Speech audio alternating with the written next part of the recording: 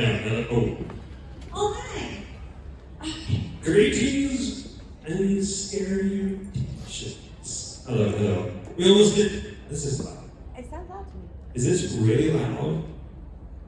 We almost didn't make this. What, really? Yeah, we were in line for Clive Parker. We got to do one-on-one time with him. Got some original art. That's why nobody's here. Everybody's over Clive Parker, which I don't blame them. But thank you all for joining us. We even got a member of the Undead over there. Yes. So first of all, we were just listening to your theme song. That's what that was? I would love to know how you guys found that, chose that, got the authorization to use that. So years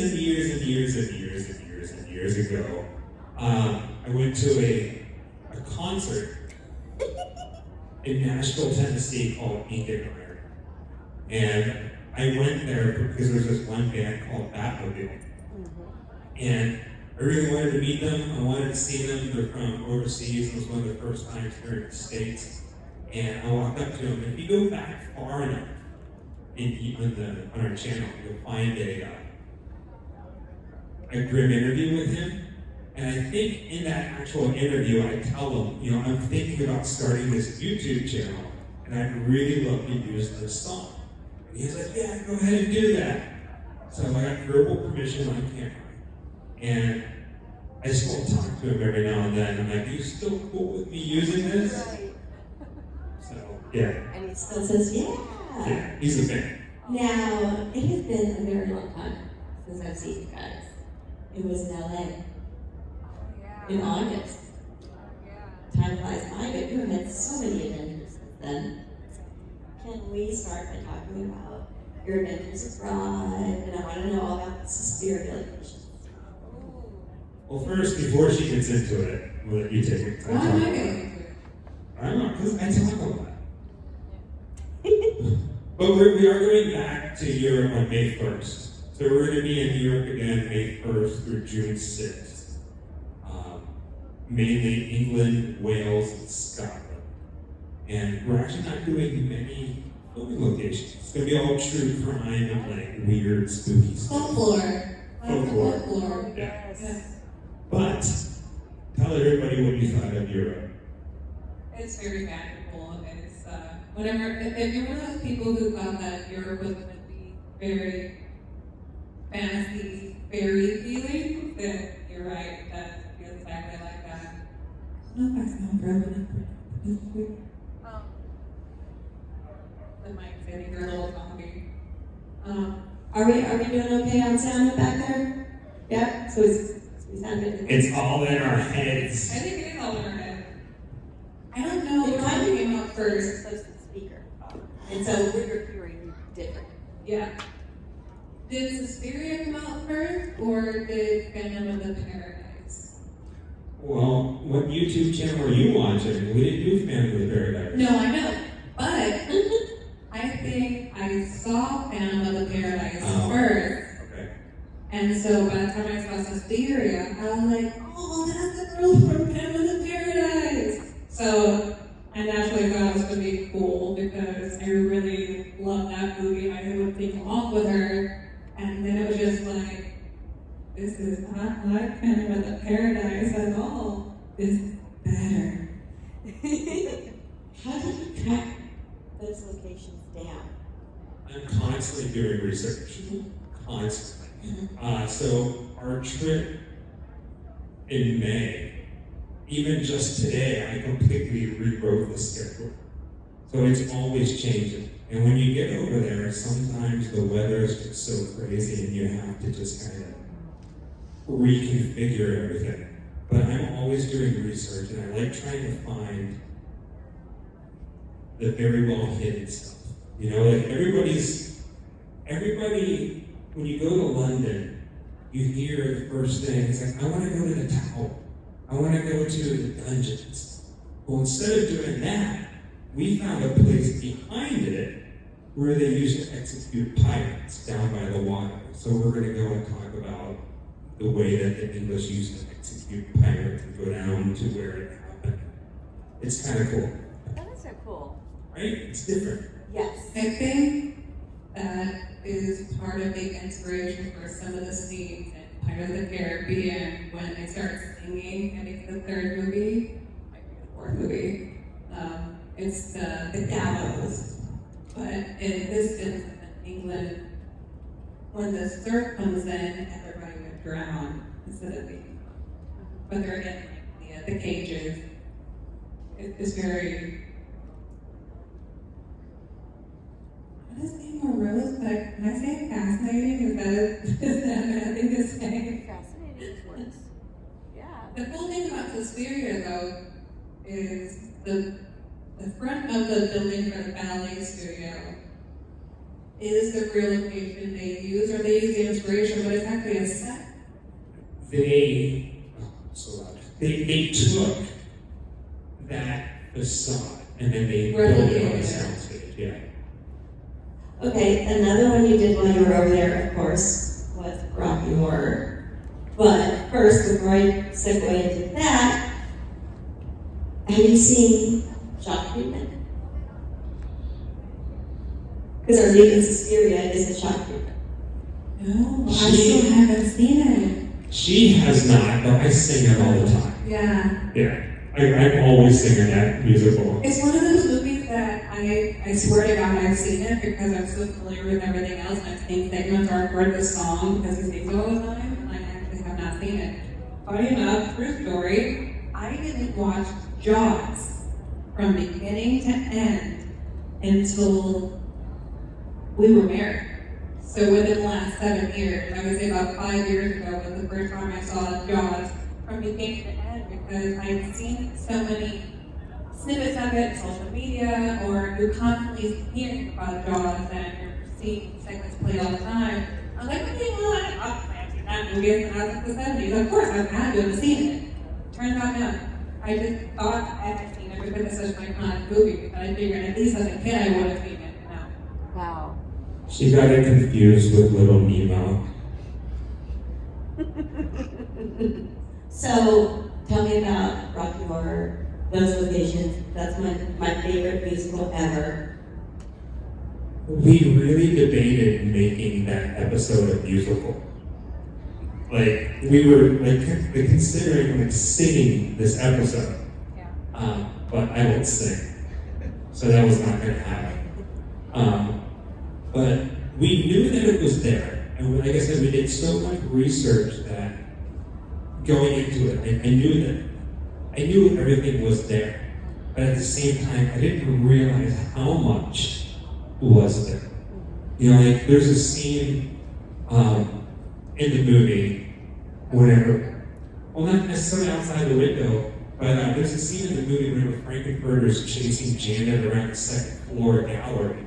And we're walking through it, and she points out the buttons for the elevator. It's like it's all still there. It's changed, but it's all still there. And I think that's the coolest part of it. That was so neat. The worst witch. Tell us about that one. So we know that we wanted to go there and run around, be among, just like they were in the movie. And as we were planning our trip to Europe, we found out that they do this wicked tea time thing where the witch is supposed to come out. Not that one. The worst Oh, witch. the worst witch. Oh, we did do it. So that was Witches. Witches by Jim Henson. Worst witch. Oh, that almost didn't happen. Really? Yeah, so it used to be I don't know the proper word, but it was a school for boys that sang choir all through like 40s, 50s, and 60s and stuff. And the day that we went there, we happened to be there when they were doing a reunion for all these men that were in their 80s and 90s who had been there as little boys, who had lived there, stayed there, been in the Abbey, and had been housed where they had filmed this. And we had no idea where we were going to be there, because otherwise it is shut down for the rest of the year. There is no access. You are not granted ever public access. And we got to meet the caretaker and explain to her what we do, and try to get the word about the location because it is falling into ruin. she said all I can do is send love to the higher ups who are going to take care of their property and fingers crossed they'll let you in. And they did, which I can't believe happened. How long did it take you to get the okay from them?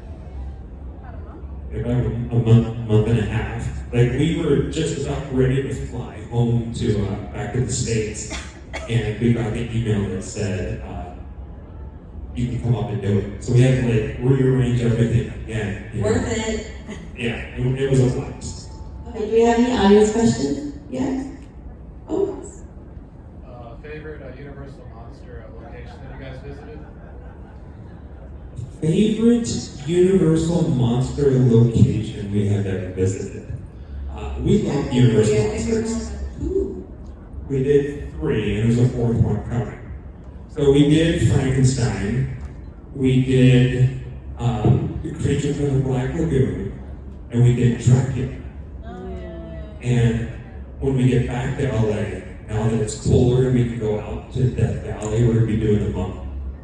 So that's somebody, a friend of ours has went out and done a video on it already, but not to the extent we found more. The whole world's gonna know now. Nobody cares about us. You guys do, thank you. What's this? That, He's smiling at you a little strangely. He's creeping you out a little bit. So this was a gift from my friend Elena. She's not in here yet. Have you seen Poltergeist 2? Never heard of it. It's Reverend Henry Kane. Okay. He's pretty little. He's Now pretty that I know that little. it Look, looks like it. his hat comes off and he has hair. Now he looks like the Muppet. He looks like Bill. Yes. So, you know, he's my co-pilot today. I'm hosting. I'm hosting the Poltergeist panel later, so he's gonna be my co-host. Very cool. Very cool. Good question. Good question. This young lady have one. What was your favorite to least favorite, what's it called? Forgot. A haunted house that you went to. Good. That's a tough one. So, least favorite to favorite, right? Yeah, so what's your favorite and then your least favorite? The favorite one, we just put out a video called The Scariest Place, the scariest haunted, or scariest Halloween haunted attraction we've ever been to. And it's a place called Eloise Asylum. It's in Detroit, it's terrifying. It is terrifying, but there's one that we don't have out yet that is local. That will blow your mind. Yeah. The 13th floor. But that's not the least favorite one. No, it's not the least favorite at all. I mean, it's amazing. And it is absolutely worth going to. I can't wait for the video to come out because I had a great time there. Eloise is amazing. But it's up in Detroit. Detroit. But 13th floor is like right down the street. And it is like, Oh, here. yeah. Like 2 blocks away. It's gorgeous. Did I scream? I did. I screamed a couple of times there, I think. And You passed out. She did not. you'll love it. You will absolutely love it. How long did you actually get to spend at Tom Savini's house? What was the coolest thing you saw? We were kind of there for the day. Again, unplanned. We didn't expect that. He just welcomed us into his home, and you just kind of like, okay, yes, sir. Thank you. Cool. Okay, so this has nothing at all to do with his collection of what I thought was the coolest thing in Tom Savini's house, besides Tom Savini himself. He has some cats, which I think we did talk about in that video, that he raised since itty bitty babies. And I had to go and get something from the car. I think it ended up in the video, I can't recall. When I came back into that house, the first thing he says is, stick your head next to the cat's face. It wants to smell your hair. And I was like, what? Okay. And it did, it smelled my hair. And I thought that was the coolest thing ever. I kind of want to see those cats, but don't steal something in this cat. I have two favorite things from that video. I know your favorite. Is it your? Okay, go. There's two. The video's like an hour long, and I know some people don't watch it to the very end, and that's perfectly fine, I know. right? I don't even watch our own videos. They're too weird. But if you watch to the very end, when we're in the basement, I think I asked Tom, like, what's in the bins underneath, right? And like they're filled with all these tapes of every movie that Tom Savini has ever worked on. And it's just like behind the scenes, tape 1 through 9 of Day of the Dead and From Dusk Till Dawn, and all these things, just behind the scenes stuff. And I'm like, wow. And then, which asked him about this, we still talk to him. He was in the process of wanting to transfer them over digitally. And I think, how do I say this? I think it was like kind of like his idea that someday he could pass it down to his kids and his grandkids, and it's like a gold mine. That's what it felt like.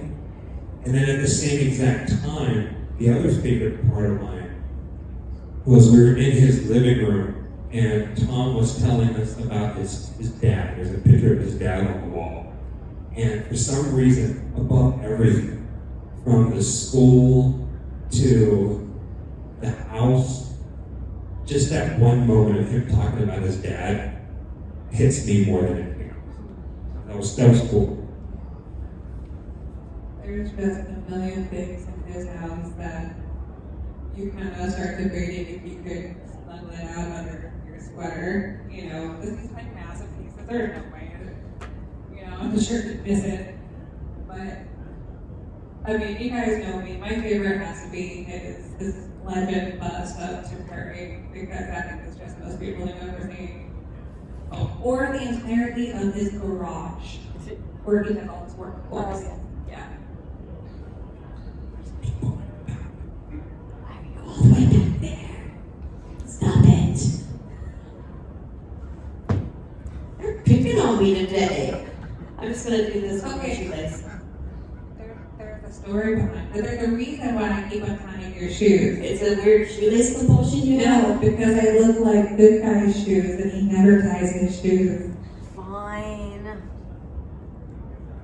So one of the last times we were here, we were talking with you privately that that's one of your favorite movies and you got to go and do all the locations. Yes. That's true. We maybe did it if you know. There's a reason why. However, this is a very dangerous game. I'm very clumsy. Here in Chicago, we just finished doing a big child play video. Like this trip? Yeah, A new one? yeah. We filmed like 4 new videos or 5 new videos here in Chicago before this. We've been here for a while. I wanted to ask you, were you able to go into the apartment building and see the lift? I have never done that. No. Guys, yeah, they have security behind too. Oh You can see it from the door though. They're like, yeah, you can stand on the other side of the glass. We need to make friends with someone in the building. Okay. We tried that. You did. We did, and we even did this thing where like, oh no, my wife is dying. She needs to go. Yeah, like we played it. They called the cops. They called the cops. No, I'm lying. I was thinking about you when we were doing those scenes. And I was like, oh, I know, she's been here in her favorite movie. We're going to see her soon. I'm so excited. Yeah, that's exciting. Is everybody in this room from Chicago? Like, has any of you guys have you been to the Gothic Target downtown? It's so pretty. It's the most gorgeous thing ever. Stayed in Madison, downtown Chicago. When you see this thing, look it up when you leave here or wait for a video. It's the most beautiful Target you've ever seen in your life, and it's here in Chicago. I'm so glad they didn't tear that building down. When I moved here, Carson Center was closed for a while, and it was graffitied up, and things were broken and stuff, like windows, and they restored it. I mean, I wish they would have turned it into something other than a Target, But I'm really happy they restored it instead of just letting it just fall apart even farther, because it was like, oh, this is it. It's so sad. Oh, yes. It's not a question, but I really like your dress and your hair. Oh, thank you. So a little something about Jessica. She loves these elaborate dresses. She has quite a collection at the house. What? And she loves coming to these conventions because it gives her an opportunity to just kind of dress up and just be like Mortician. And so You I never think it grow just out gave her of it. day. You never grow out when I'm playing dress up. This is my version of dress up. All right, let's talk about Hank Williams, right? Okay. That was so cool. Hank. So, okay. Ooh, it's loud. We have entertained the idea of doing a podcast because there's so many things that happen when the camera's not rolling that we don't show you guys, and it's like the strangest thing, right? So we drove from California to Montgomery, Alabama, and we drove all this way. We're so excited to do a Hank Williams video, and we get there, and there was this couple in this truck parked right next to there, like the most country-loving people you could ever imagine, and they were like doing illegal stuff. And so we sat there for like 2 hours in the sun waiting for them to move, and we're like, how can we get them to move? And we don't, yeah, it was so Because bizarre. they were sitting with both of the doors open in the truck, like a pickup truck, doing illegal drugs. And I don't mean smoking a little pot. They were doing hard drugs. And they were right in front of the grave. So even if we wanted to just get out and go look, you were looking directly at the cab of their car. And it's just like, I don't want to do that. They camera rated. But it was, Surprise! yeah, it was so strange because it's like, I don't want to be like stereotypical or whatever, but like, it really felt like we were like in the deep like South. And, which was kind of cool. But at the same time, it was a little like, unnerving. But eventually they left. And then we shot that film. But it was there, and also in West Virginia. So like that particular video was kind of shot all over the place. And it took a lot. It took a lot because it started pouring down rain and whatnot. But hey, I'm sorry, I rambled. What was your question? Well, that part was better than anything else you could have answered. You're welcome. Finding Hank Williams great and filming about that. Big fans. Yeah. Always big fans. I think not more than me actually, but it was when we drove from there to Savannah, Georgia, because we're also working on a big Casey video right now, and the video that we're doing actually is more than just here in Chicago. Like it could be things John Wayne Gacy, Bubba the Clown, Chicago, but our video takes you to places that you really wouldn't think. So it's going to be really interesting. And it took us to Savannah, Georgia. And yeah. Wow. But hey, That's where we moved. Maui. Hey, you talked about Eloise Asylum. and you said that was Did you say that was the scariest one? terrifying. Why? It was so realistic. Yeah. There was not a single scare actor in there. And it was just the music and the light and the fog and just everything was so realistic. It was in there. I'm pretty ignorant on this. I know I've read about it, but I don't remember. It's been a while. Is that a real asylum? Yes. So it still had that real asylum feel. I said it in the video, but you honestly couldn't tell what was real and what they made. It was that good. How about the murder of Bill? Phil Hartman. Bill Hartman. Phil Hartman. I Yeah. mean, well, so the Phil Hartman, the house is currently owned by somebody who does not like when people come around and talk about the house. So whenever we have locations like that where it might be a little insensitive to the current house owners, less is better. You don't need the both of us to stand outside and go, that's where it happened. so if he can just go by himself, go softly talk and do his thing, I think it's probably less intrusive than having us both out there, and I think I have to be sick that day, so. Or we just had a big shirt order, and I think, and either one of them, or both. Yeah. Speaking of intrusive and being respectful, I just recently watched your Amityville horror video again last month. It just popped up in the algorithm. I've already seen it, but I was like, this is a good one. I'll watch this one again. I love that video. You're so respectful to the community. That's the one where the actual location, when we talked about the runner that came up. Yeah. We try to be respectful to the community. We try to be respectful to everything that happened. And, I mean, it's history, whether you like it or not. It's history. You're like, it still weird to say this is my favorite crime scene photo. Yeah. And some people, I mean, I get it, I understand, and I respect that. It's just, it's so weird whenever somebody reacts to you negatively, but then again, they don't know why we're there. Like whenever we did, I did it by myself, I did the Night Stalker video. And it didn't occur to me, but there was one point right after I go to the Ramirez mini market, I go up into the neighborhood, and I'm standing there and I'm filming, I'm all dressed in black. I got a camera and I'm talking about a serial killer. And all these families come out, and they're all standing on the front porch looking at me like it's like something from Village of the Damned. I'm like, whoa, it was creepy. And one person actually came out and they talked to me. This was all off camera, and they said, "What are you doing?" And I told them, and they're like, "Oh, okay." And then they went inside. It's like, it's okay, guys, you can go in now. I think they called everybody, because at the same time, everybody went back inside, and I went, "Okay, I'm done. I'm gone." So. You always have to be aware of your situations around you, whether it's something good or something bad.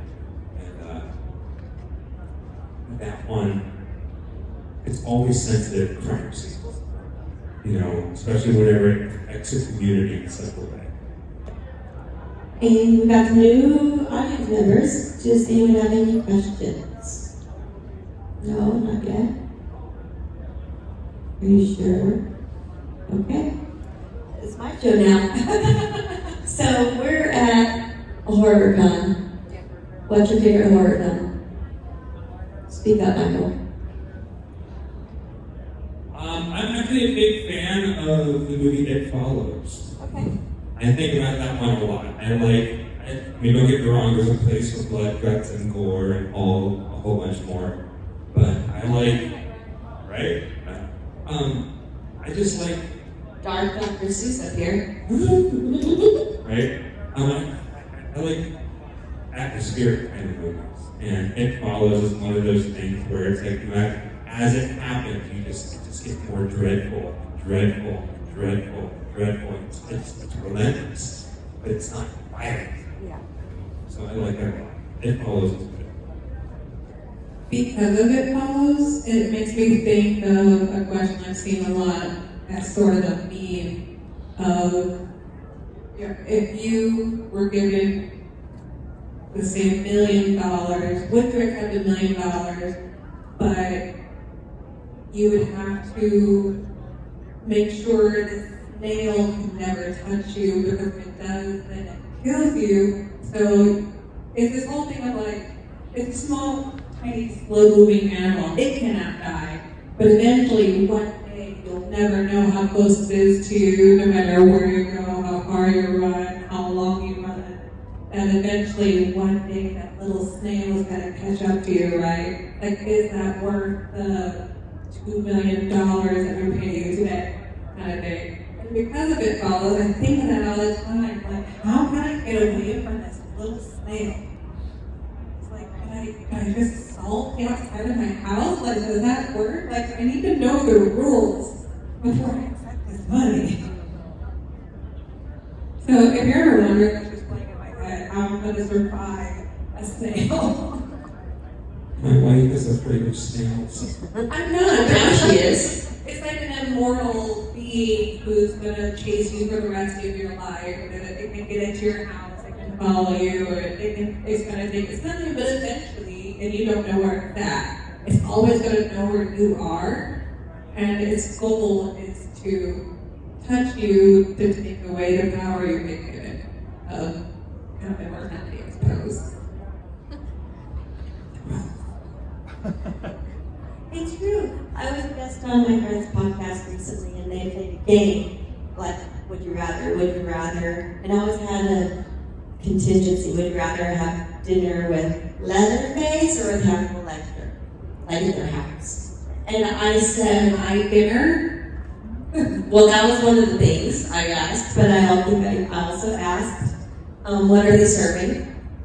I need to know. And then I chose Leatherface because I really like ribs. But then I'm like, no, wait, I like air conditioning more, and Hannibal Lecter is probably more likely to have air conditioning. So It would be like a fancy 5-star meal. right. It's humans, but it's a fancy 5-star meal. They both would be human though. True. But it's a fancy 5-star. Yeah. It's like Michelin versus barbecue, right? You know? I'm not a fancy broad, I really like barbecue. We have a story. I think we may have talked to you about this the last time we were here, that we were at a crematorium. We didn't know it was a crematorium, but we were there to visit one of the graves, the interments. And we were like, wow, it really smells like barbecue this place. I'm getting hungry. It was during the Aaliyah video. Yeah, that's right. And we happened to stop by a display of birds because we're wanting to upgrade his mother's bird. And there's this guy just looking a little panicked nonchalant leaning against the door where the smell is the heaviest. And I was like, hey, how's it going? Looking at birds here. He's like, yeah. I'm like, oh, you work at that. I saw the room in the crematorium, all this cool. He's like, yeah, we somebody set the weight ball on the burner, and so we're just having to let it burn and smoke out. And I didn't think anything about that, and I was like, oh, that sucks, yeah, hard at work. And I was like, man, it smells really good. And I was like, oh, I'm smelling people. It smells so good. Apparently people really smell like pork ribs. Okay, it smelled so good that it eventually made you sick. It was, Yeah. oh. Once you knew what it was, the psychological part of it kind of kicked in, and you're like, oh, it was so good. Oh. Well, to quote Motel Hell, meat's meat and a man's gotta eat. Yep. It's Barbara Vincent's meat. Do you have any dream locations that seem so unattainable you don't think you're ever going to get to visit, but you just want to? No. No, everything's possible. Honestly, this is going to sound incredibly, insanely unrealistic, but all of my dream locations, honestly, I've already visited.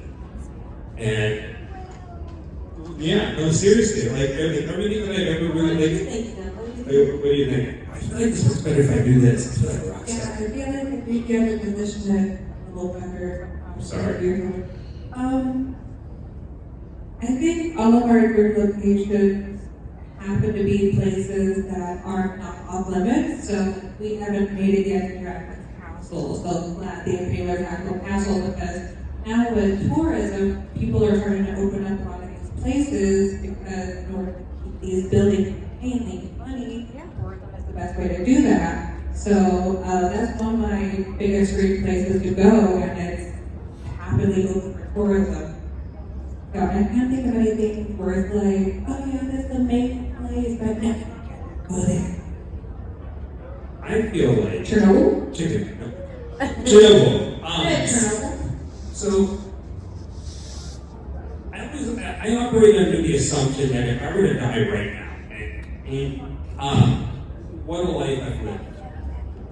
I've seen more things than most people see in a lifetime. You know, we went on these different adventures. We've accomplished something with YouTube that most people dream about, and we still have a lot to do, a lot to go. Like, where we are right now is not where I see it, where I see the grip life in 20 years. Like, I'm thinking so far into the future. With that being said, like, if it all ended right now, I'm not going to be sad about places I didn't get to see. Does that make sense? But Unless you just did the catchphrase where people take a shot. a shot. Yeah. I mean, What did you just say? What are your catchphrases? I don't know. Well, like, knowing that there's a tomorrow and that there's the day after that, I make plans. There's things that I want to see, like Dracula's castle, or I have this. I do have a dream. I have this crazy like adventure in German that I want to do, and we'll talk about it here. This is kind of a cool place. We are doing it. Well, Yeah. so the Grimm Life Collective. What's in the name? The word Grimm. What other storytellers? The Brothers Grimm. It's creepy. Yeah, it's fairy tales, the Grimm gateway horror for us all, right? Yeah. So one of the biggest projects that we are planning in our lives is hopefully next year. Screw it, it will be next year. Our plan is to go to Germany and visit every single Brothers Grimm location that they ever wrote about, Wow. and try to bring their stories to a new generation. Not like Disney, not like this and that, but like the actual blood-curdling Brothers Grimm tales. And we've already started the ball rolling on it. That our contacts in Germany, there's a museum that has an original manuscript of the Brothers Grimm, and they're letting us read through it on camera. We have to wear gloves and like flip through it and stuff. So it's happening. And it's just, to me, that's like one of the coolest things, where to bring a new generation to the actual stories as like the Grimm life and Brothers Grimm. Like handling the ground rules. Right. No one ever gets to do that. So, So exciting! And speaking of a lot of stuff coming, I am terribly addicted to your live stream watch parties. they're fun. They're so fun. Yeah, we've been doing them for quite some time. Has anybody here done a Grimm Night watch party? Are you mad that we don't play the movie during the actual live? Right? It's just What it feels like to me, It's so funny funny. when the trolls are like, you're not going to watch the movie. It feels like you have a bunch of people over to your house, you put on a movie, and then you talk through the whole movie. Yeah, I mean, so the way that it started, we loosely called it a watch party just to give people something to do or to have a topic conversation, not to actually watch the movie live, but it was just a way for us to meet you guys and talk to people who are, because it was like Christmas, who are having a hard time because depression is extremely high during the holidays, and we were just like, maybe it's not lonely too. Maybe you could just do a live chat where we can just feel like we're not so alone. Yeah. All right, one final question before I let you guys go. Your Silent Hill video. My shoes did not melt. People pointed out, I was like, oh my god. Oh. In case you're wondering, yes, my toes are out. Even though it's snowing, I've been wearing sandals for most of this trip because I can't help myself. They're going to go back in. That's a good bitch. You are inside, so it's Yeah. okay. Please remove your shoes. I always think it's funny that the first thing people tend to comment about on that video is, oh my god, why is she wearing flip-flops? She's gonna burn her feet. My shoes did not melt at all, not even a little tinge. Okay. Silent Hill or Centralia? Centralia, different video. Silent Hill, same But thing. it's the same thing. I see The what difference, you're saying. yes. Yeah, we went Centralia. to a real town. Centralia is the town in Pennsylvania where a mine fire started underground in like the 50s and it's still I wonder if she burning. got confused. Yeah. Yeah. But It's what Van Hill's based off of. kind of. It's very reminiscent. But yeah, we did do Silent Hill filming locations. And the thing about that stands out to me is it always amazes me whenever people who live in the town that these movies are made have no idea that they were made there. Really? Yeah. Like the church, the Masonic church that, you see Pyramid Head walking up and people are like, oh my God, I pass that every day, I had no idea. That's cool to me. She found it funny. We were almost able to get in there. I don't think they filmed inside, but they had to be filming another movie inside while we were there, and it was a Christmas movie. Yeah. It was a Christmas movie or a Christmas horror? Christmas. Yeah, like a lifetime television Christmas movie. Yeah, that makes sense. It's all art Canadian, so. I go to the chick flicks, like hardly ever, but there's something about a cheesy Hallmark holiday movie where you're just kind of like, Yes. It's just popcorn, but. He's like, he's frightened. All right, guys, our time is about up. Do we have any more audience questions before I let them go? Going once, going twice? No? All right, thank you guys. Give it up. Thank you. And happy Halloween. Right?